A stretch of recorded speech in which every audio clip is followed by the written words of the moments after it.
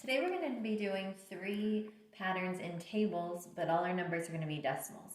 So the first thing we're going to do is see whether our numbers are getting larger or smaller. In this case, we're getting larger each time. Whatever goes in comes out larger. Whatever goes in comes out larger.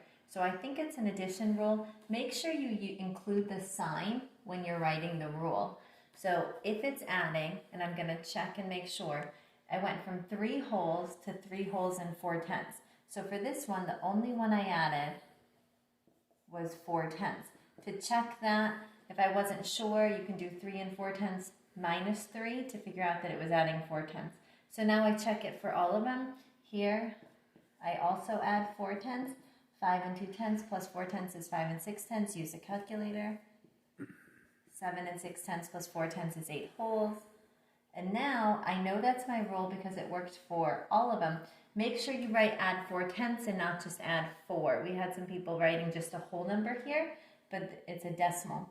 Okay, so now I have to solve this one. If I have 9 and 3/10 going in and I add 4/10, what would be coming out is 9 and 7/10.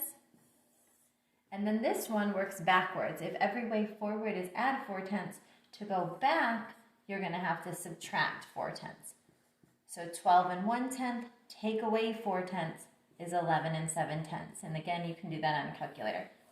That's number 1. Number 2. Okay, in this case, my numbers are getting smaller every time. My input goes in and out comes something smaller. This goes in, out comes something smaller, out comes something smaller. So I think my subtraction rule, I have to make sure it works all the way through.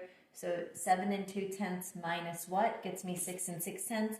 If I don't know, I can use my calculator to use the fact family. So 7 and 2/10 minus 6 and 6/10 would come out as 6/10. So I'm subtracting 6/10. I check on a calculator to see if it works for every one. 8 and 4/10 minus 6/10, 10 minus 6/10, and it works all the way through. So I know my rule is subtract 6/10. Now that I have my rule, I use it to complete the chart. So 11 and 1/10 minus 6/10 would be 10 and a half, 10 and 5/10. And then to go backwards on the chart, the opposite of subtracting 6/10 is adding 6/10. So to go the other way, 3 and 2/10 plus 6/10 is 3 and 8/10. That's example number 2. Example number 3.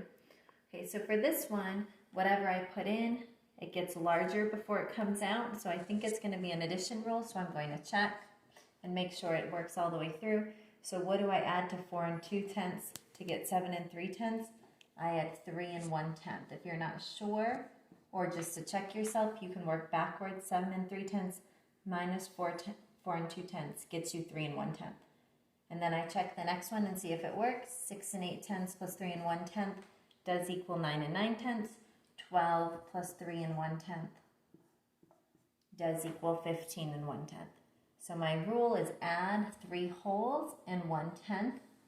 And now I use that rule and apply it to complete the chart.